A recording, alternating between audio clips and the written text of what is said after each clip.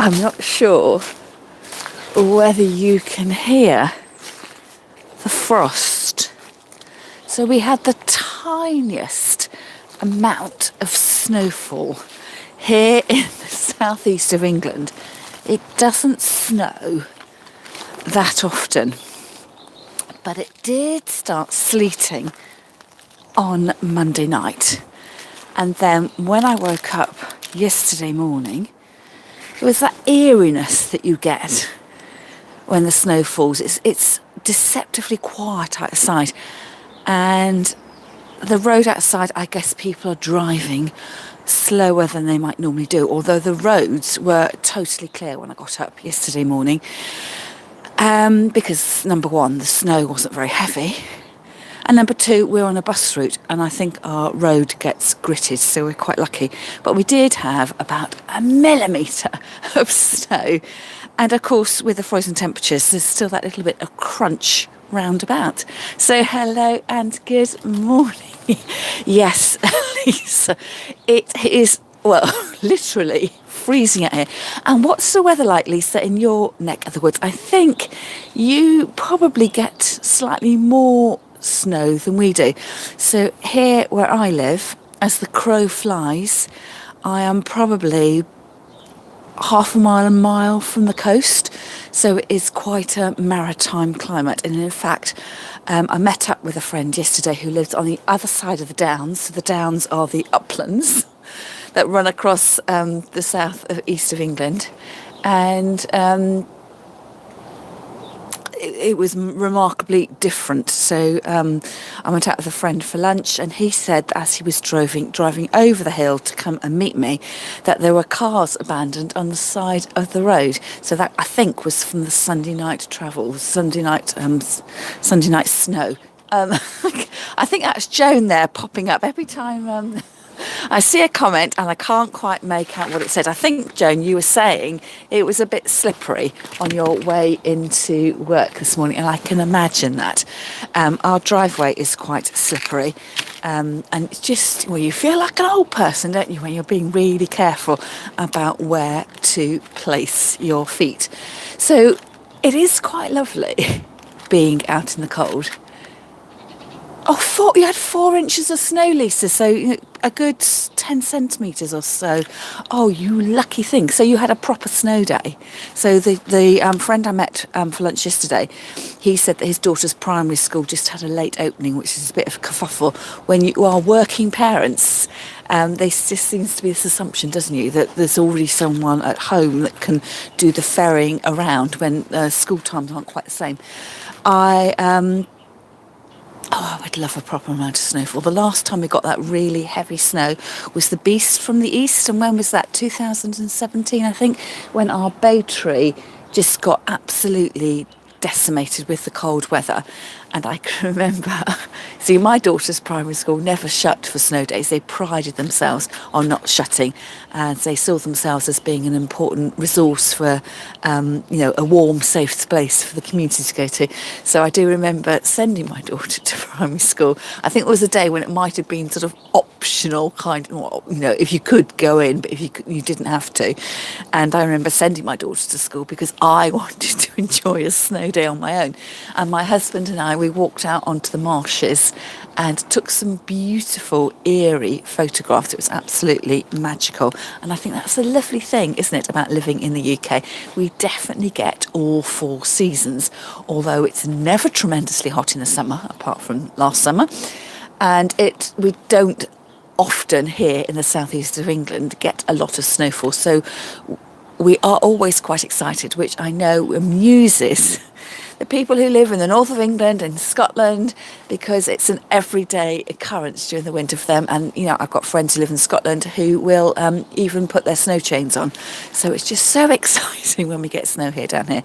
And what I do like is just taking that moment, instead of just thinking, oh, I hate the snow, I'm just going to hide away. And although I am really cold, my fingertips are starting to get a bit cold. I'm actually sitting on a plastic bag in order that I don't get a cold bottom.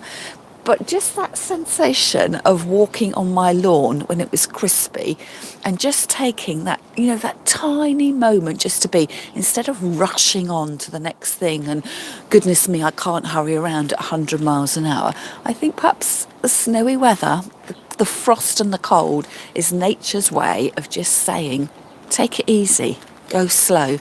And I think probably that's something we all need to remember, especially on the run up to Christmas when we've got, a never ending to-do list, this trying to make this magical, mythical Christmas the best Christmas it's ever been. And I think if lockdown has shown us anything, there's previous Christmases, it's not about the gifts, is it? It's about being with friends and family in a safe, warm and loving environment. And in actual fact, on that subject, I had some girlfriends around on Sunday and we were trying to remember what lockdown was like and the passage of events, because I made sure I opened my kitchen window. My friends came around and we had a cheese and wine party the night before with my husband's friends, and I'd opened the windows behind the curtains so there's a bit of ventilation going. So COVID does teach you something, that ventilation is a good thing. But we were reminiscing about the last Christmas get-together we had at my house with my girlfriends, and they said that I had told them all that I was going to have the back door open, and they had the choice of sitting outside to be wrapped up in blankets or to sit in the kitchen with the door open. And I had supplied, I got all my Christmas blankets out, so I'd forgotten about that. So I think that must have been lockdown. Everything reopened in the July, but I'm guessing that the school children went back in September. And then was there another wave of infections, perhaps just locally to me here in Kent? I don't quite remember, but certainly the memory was that we were still being quite ultra careful about social distancing. We've forgotten about that now, haven't we, really? And keeping the doors open for ventilation. But enough about that. Shall we move on to... Oh, you never guess what? I've totally forgotten to do something.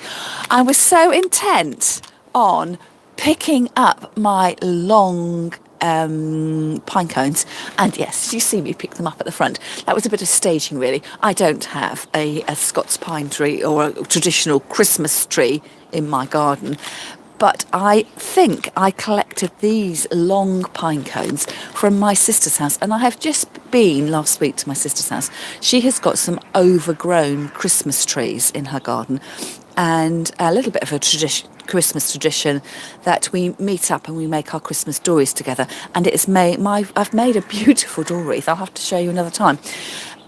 Just out of one type of greenery. In fact, I've got the leftovers here in the bucket, in the traditional Christmas foliage. So this is the old-fashioned Christmas tree greenery. You remember when you were a child and you only had one choice of variety of Christmas tree, and it was a very skinny variety of tree that dried out very quickly, and every time you touched your tree, it shattered its needles. Good morning, Linda. I hope you didn't rush back, Linda, from your school run, and that you took care. You'll have to send us a little bit of a weather report from where you are. So I have made this lovely, just all greenery, all Christmas tree foliage greenery, door wreath, and actually I haven't hung it on my door because it's not finished. So I've just had it on the front porch, keeping cool outside. And I'm meant to get it out from the front porch because I wanted to attach my difficult long pine cones on them. So I think sometimes pine cones can be difficult to add to a door wreath. It's not actually difficult, but it's just a little bit different from the pine cones that you might traditionally add onto your door wreath. And if you want to know how to wire up a traditional, a common or garden pine cone, I have got a video on that, and I will try and look it out. Basically, you take your floristry wire. I'm not quite sure I can do this in my gloves. And you want to have quite a long wire and quite a heavy duty wire. So I'm using a 0.90 wire, which I think is about 25 centimetres long. You need it to be quite strong and quite long, because if you're pushing it into the body of your door wreath, you want there to be enough sort of leg left on it. So you can actually get the wire into your door wreath, but also you don't want the wires buckling. And if you will use a lighter weight wire, sometimes as you're pushing it into the body of your wreath, whether it's a straw wreath, a moss wreath, or just a foliage pack wreath, they will buckle up. And once the wires are buckled, you will find it very difficult, even if you try and straighten the wires out to get them into your door wreath. So I would say what I do, if I buckle them, I cut the wire off and then I start again.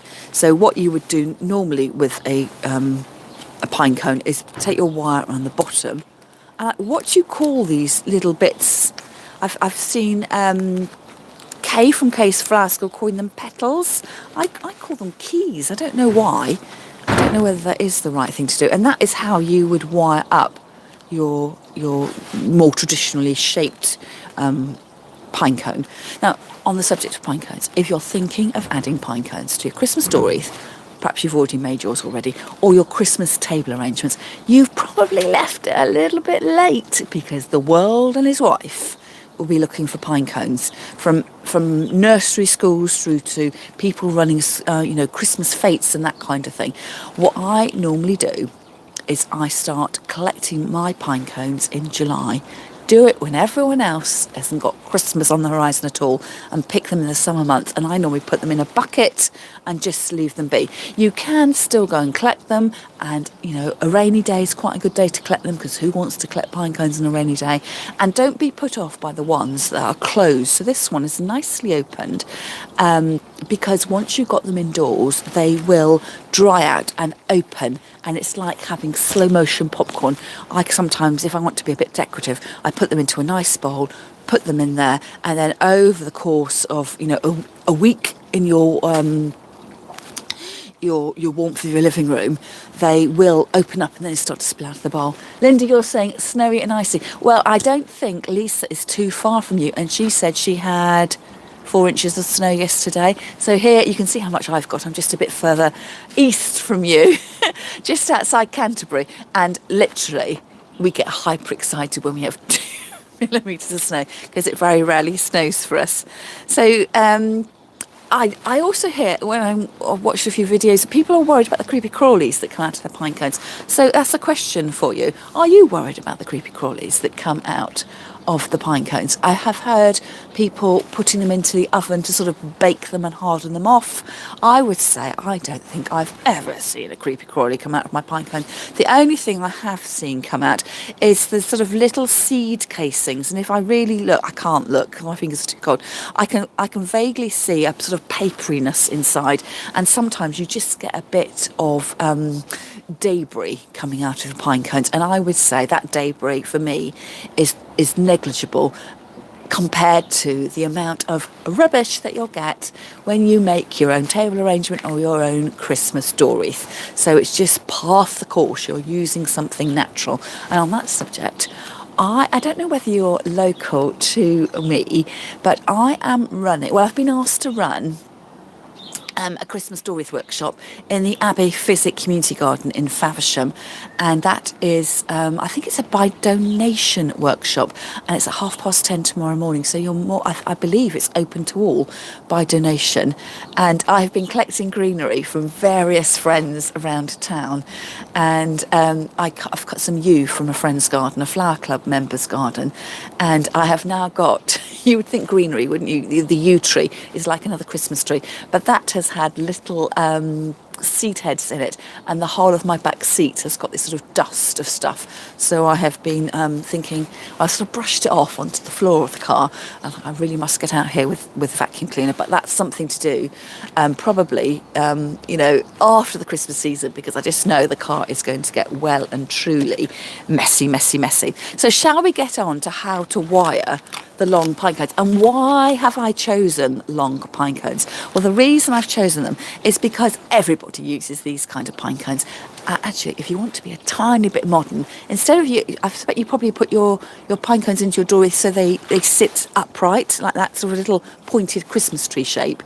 And when they're on wires in a table arrangement, of course, you can put them in at all sorts of angles, because the wire will will move and you can adjust them a little bit. But if you want to be a little bit more modern, why not think about putting your pine cones in upside down, so it's that circular end that you see?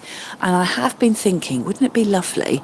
I've seen, table arrangements with a lovely, on a sort of little raised plinth with all your Christmas greenery, and have the pine cones in upside down. You're right, Joan, using the same materials but using them differently. And this is where being part of the big old internet is a really useful resource, because we do get, I think Christmas is a tradition, but also we can sort of get set in the way that we've always done it.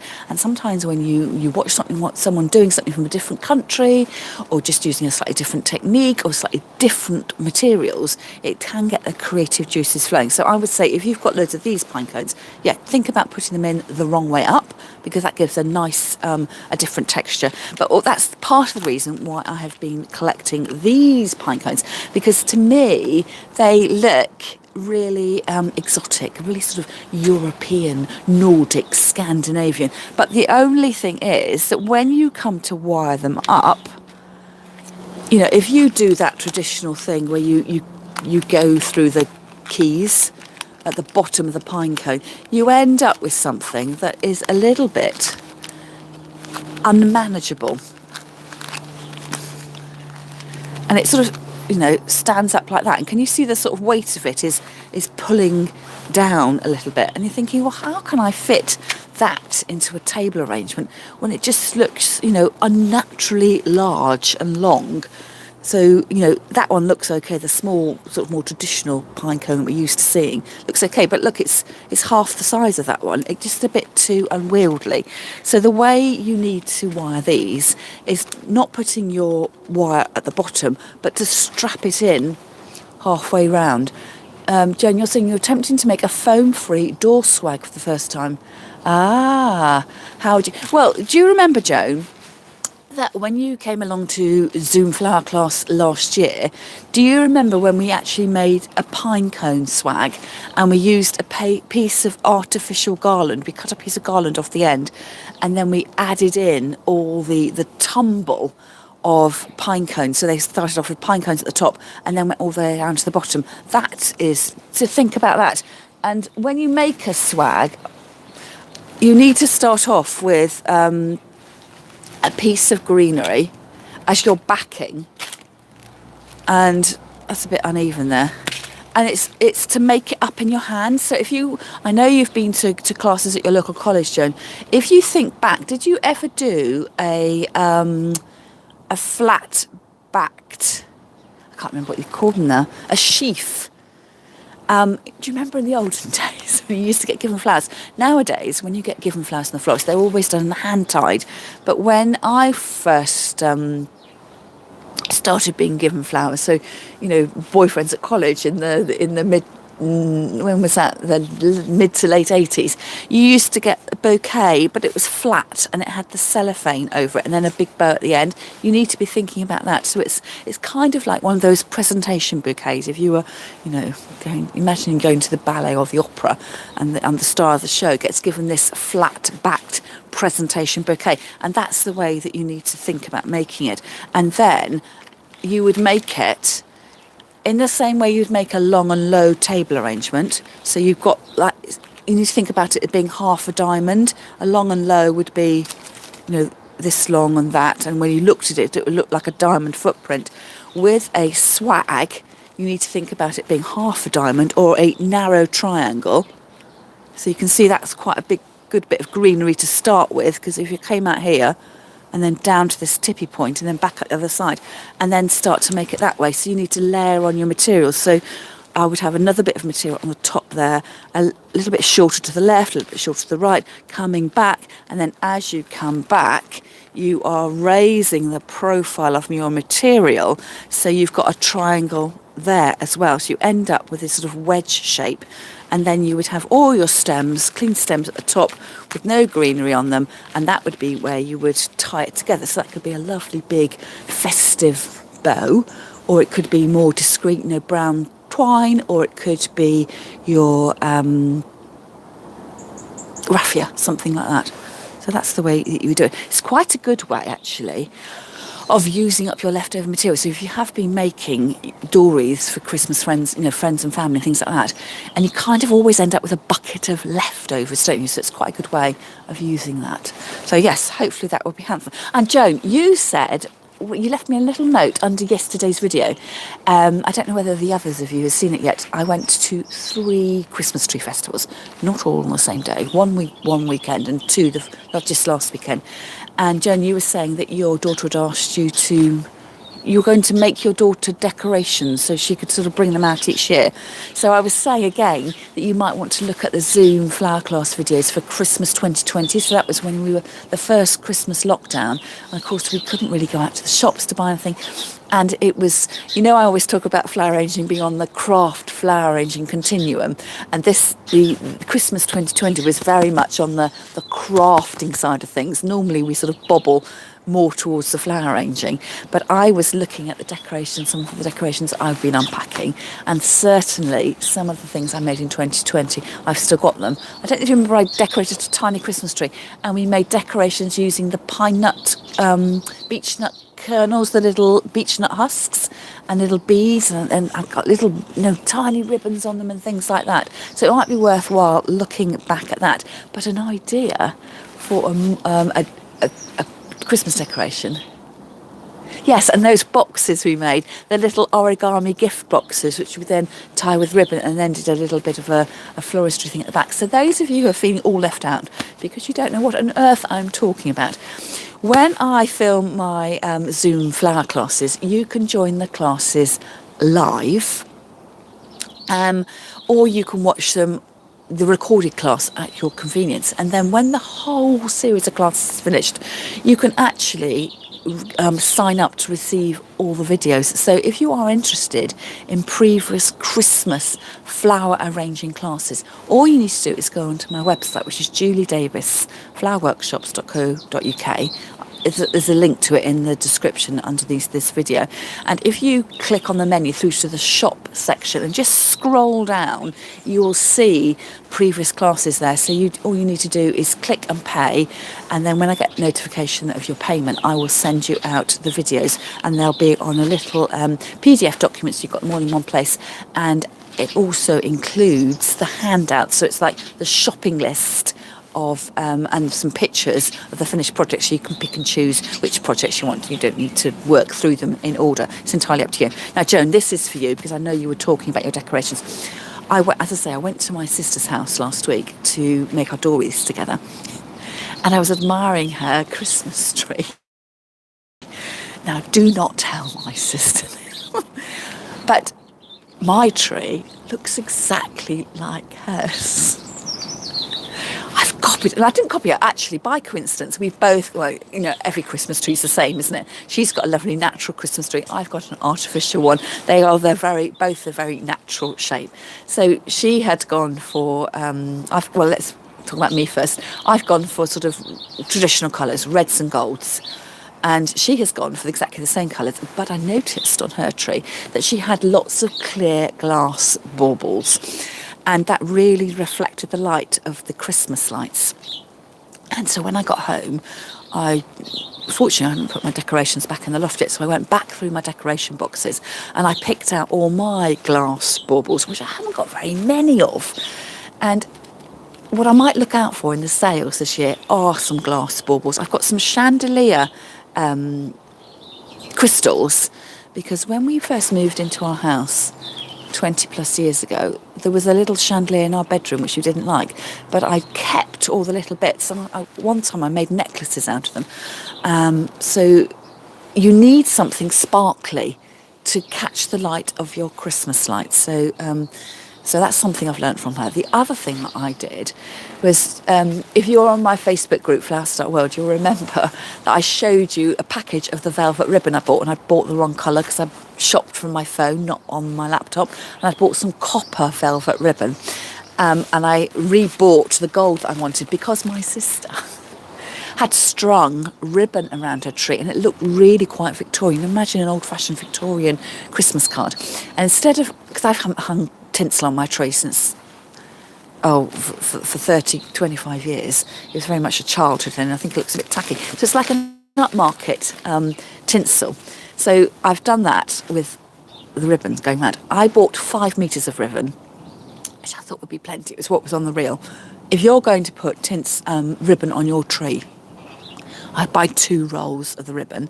And if you're interested in it, I'll try and remember to leave the link in the notes underneath this video, because what I've ended up doing, although our tree is pushed up against a window, I haven't had enough to sort of spiral all the way down. I've kind of gone sort of 3/4 of the way around because there wasn't enough ribbon. And I just need to make that decision. Am I going to stick with what I got? Am I going to put the same ribbon on next year? But if you're thinking of adding ribbon onto your tree as tinsel, I would say for a good standard height tree, 6-foot high tree that's reasonably wide, I would get 10 metres. Oh, Joan, you found your boxes video. That's great. So, Joan, this bit is for you. My sister said that during that first lockdown, she bought herself a glue gun and she was trying to make do with what she had at home. So she has got, as I've already said, loads of these pine cones.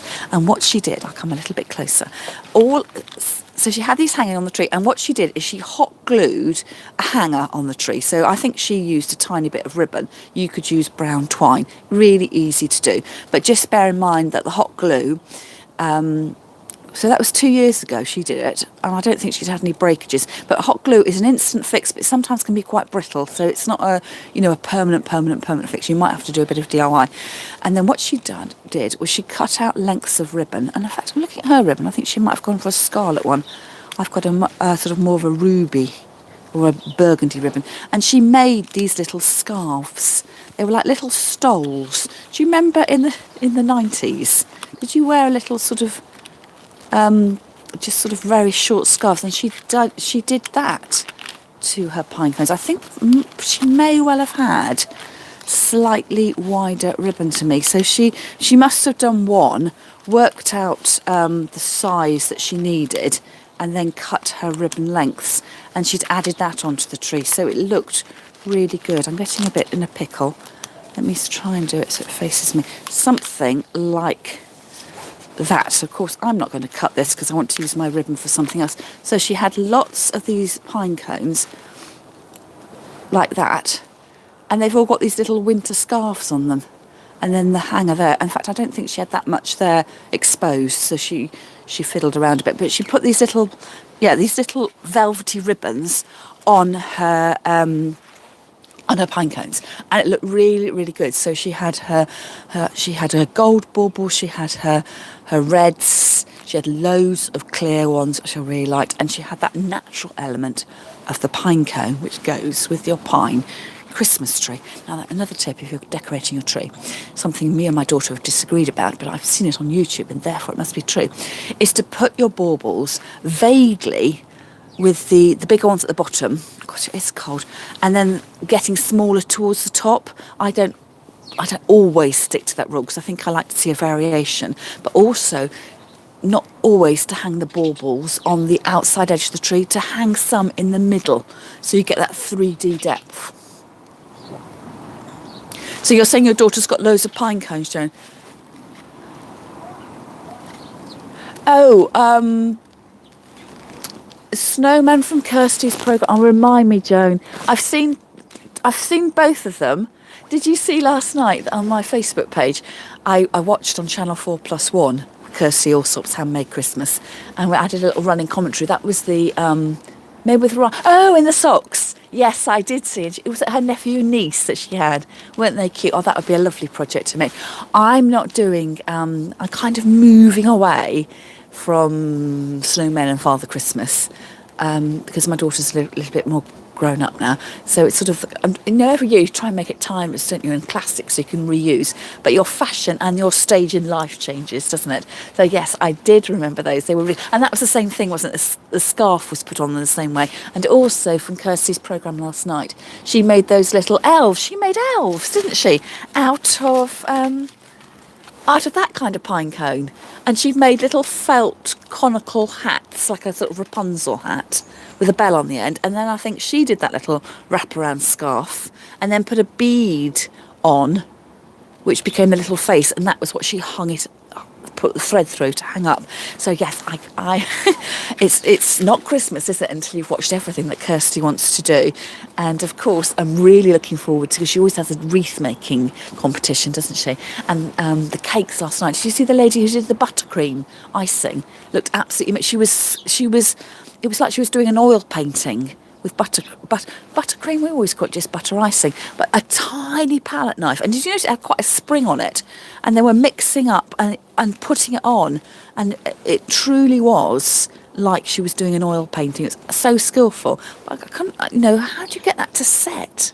The icing, it was just absolutely magical. Anyway, we haven't talked about these pine cones, how to wire them up.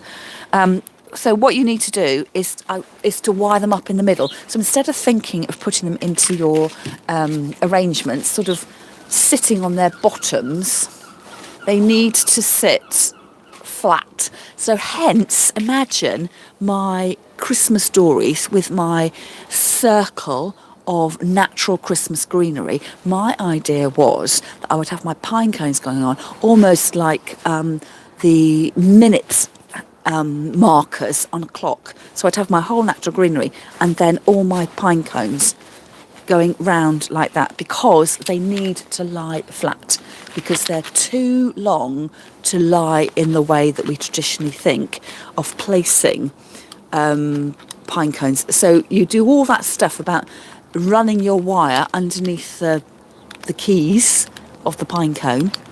And the wire does hide. It's a green wire. But if you get it right into the pine cones, it does disappear. And then you can either twist the wire to hold. If you've got any arthritis in your hand, I would just use your hand to hold the wires here. So I've got them so they cross over. So I just pinch to hold and then rotate the pine cone.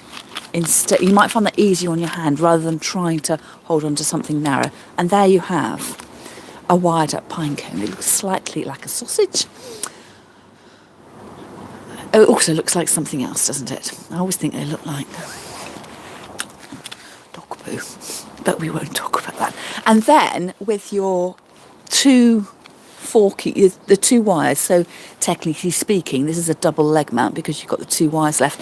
I would then, I don't have that door wreath, but I have got another door wreath. Oh, look at this.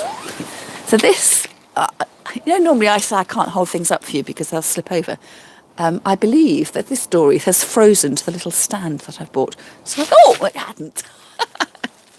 So this is the stand that I bought when I went to Belgium to the flower show.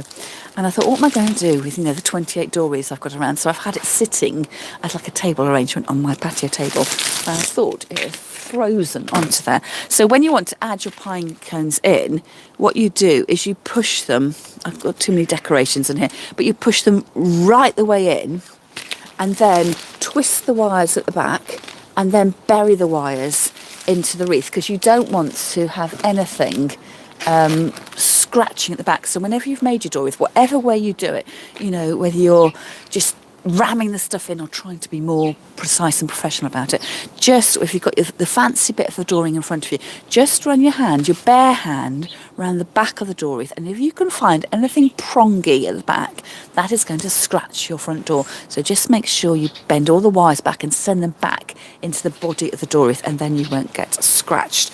So that's going to be my job for later today, is to finish wiring up my pine cones, and then I will add in my pine cones for my finished door wreath. It's a bit, yes, decorate a door wreath without bringing your door wreath out. It's rather remiss of me today. But one thing I have got to show you, I'm just going to move the camera down. I was just scrolling through Instagram, as you do, and I saw a post on Instagram, a story from a lady called Fiona. Now, I think Fiona might watch my video, so hello, Fiona, and thank you for the inspiration. Fiona lives, I believe, in Norway, and she showed making a little ice wreath, and I thought, gosh, this would be perfect. Can you see the plastic bag I'm sitting on? It's like being at guide camp with the little plastic sitters.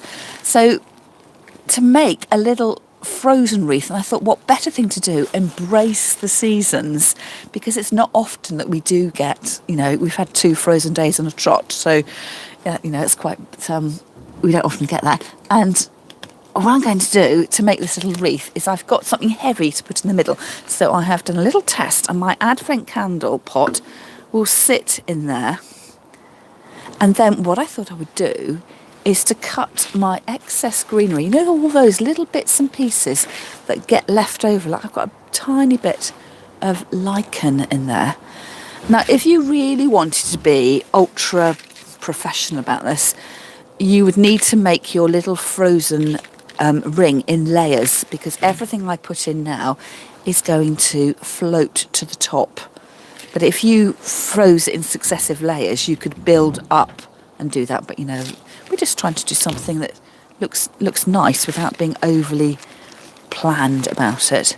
But again, this is a really good way of using up your leftovers. Now I've even got here, frozen onto the table, I bought my ilex berries. Did you see those on yesterday's video? Again, they've been sitting out on my patio. I was thinking of adding those into my door wreath using hot glue gun, but I decided it was not really the best conditions to try and use a hot glue gun in the frozen conditions. So I've got a couple of berries I could put in there. I can see I've got pyracantha berries just growing up the wall behind you.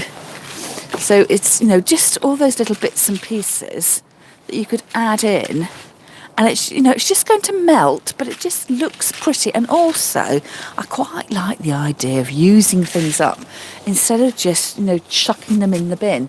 And I don't particularly like this door wreath that I made in class. I could even start to harvest bits and pieces from that, so I'm not quite sure what I can get from there.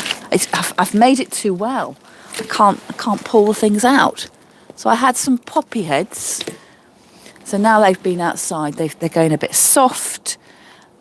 So I could put some of those in. I've also got some berries and baubles and beads.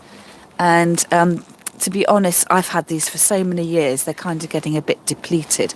But they do look quite nice. But I could bobble those along and just make a lovely little, it's like making a little fruit salad.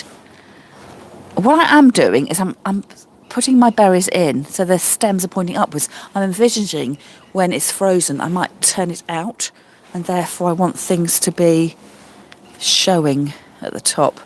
But with the fake materials, it did turn over. I've got some conifer. I absolutely hate conifer, but it does look quite nice at Christmas. And it actually, when you cut the conifer, it does have a lovely scent, and it's quite a good substitute if you don't have any moss to make a door wreath and you want to fill it out to make it more 3D in profile. Conifer is a really good substitute. And if you want to know how to make your own Christmas door wreath using conifer, I have got a video which I can share with you. So perhaps if you leave me a comment, it will remind me to check that video out for you. So you can see what fun it is. And yes, it is freezing cold, but they say, there's no such thing as bad weather. You just need to be properly dressed for it. So here I am, been out in the garden with you for coming up to 40 minutes. And I don't feel particularly, well, my fingers do feel a tiny bit cold, but certainly my bottom isn't cold because I've been sitting on a plastic bag. I've got my, I've got a vest on, I've got a skinny jumper, I've got my fat Christmas jumper, I've got my big coat, I've got my huge scarf, I've got my sensible boots on, so I'm all kitted out. And actually it's quite nice to be outside in the garden, just to, to immerse myself in the chill. And even that, when I blow out, the air you blow out, does that remind you of being a child? I used to go to school and you try to blow out and not spend so much time creating air that was coming out that you forgot to breathe and replenish your breath. But it's just nice to be able to do that kind of thing. So I'm going to sit here, and I think I probably will steal from this door wreath to make an icy door wreath. And then after I've done that, I probably will go indoors and wire up my pine cones, get my hot glue gun out, and glue, yes, I know, glue in my fancy greenery. And then hopefully before Christmas, I'll have a super deluxe Christmas stories, which I will show you. I might make a video about that perhaps and do that as a recorded video for you for next week. So that's all for me for now. I need to go out and collect some more greenery from another friend's house, ready for my Christmas stories workshop at the Physic Garden tomorrow. And then at some stage, I need to have a look at all the presents I've been buying, and just to make sure I haven't missed anyone or missed anything. I know that I need to go through my emails as well, because my family have been emailing me things they want and I haven't been keeping track of it. So it might be a little bit of an indoor day. This wreath, why don't I like this wreath, Joan? Because I just think it's a bit too busy. And to be honest, I kind of made it out of my leftovers. So these little dried bits, I think they might have been left over from, did we do a dried wreath in Zoom flower class? And I made lots of bundles, so I was kind of reusing those bundles. And then with my baubles, I have a bag of, orphaned baubles and picks, and I was sort of using up what I had rather than breaking into my new ones. And I think it's just because it's a bit, I think I would have preferred to have more red, or perhaps I would have preferred to have more pine cones, more oranges. So it's all about the technique there. But that's the thing about when I teach my classes. It's not about how good mine looks at the end of the day. I don't need to be the best in the class. What I need to do is to share the techniques with those of you who come to class. So it's about techniques, and you can do that with anything. And it's I just thought I think it's just too frilly and busy for the look I'm currently going for. And you'll see that difference when I show you my finished wreath. That yes, it's green and round, but it's going to have a slightly different look of it. Oh, Joan, I'm not going to do that. Joan's saying it's hard to keep track of all the Zoom classes. Jen, that's why I send out the list at the end of class. So you should have, for every Zoom class you've had, you've got one list of all the classes. And I think from there, as you play the videos, if you save them into you can make your own playlist on YouTube. And if you mark it secret, no one else can have a look. And I think that's probably down to your file management. I think I've probably done enough to try and keep the admin under control. So yes, nice try, but I'm going to leave that to you, Joan. Perhaps that'll be a job for you over the Christmas holidays, Joan, and try, like everybody, we're always trying to do it, aren't we? How can I be more efficient? And I think that might be a little taskette for you to do. So I'm going to say goodbye, and I will catch up with you on Friday, so 12 o'clock on Friday, and my Facebook group, Flowers.world. And if you're not already joined, you're more than welcome to follow the link in the notes and join there. And then I will see you same time, same place next Tuesday morning. So I shall say goodbye and catch up with you next time.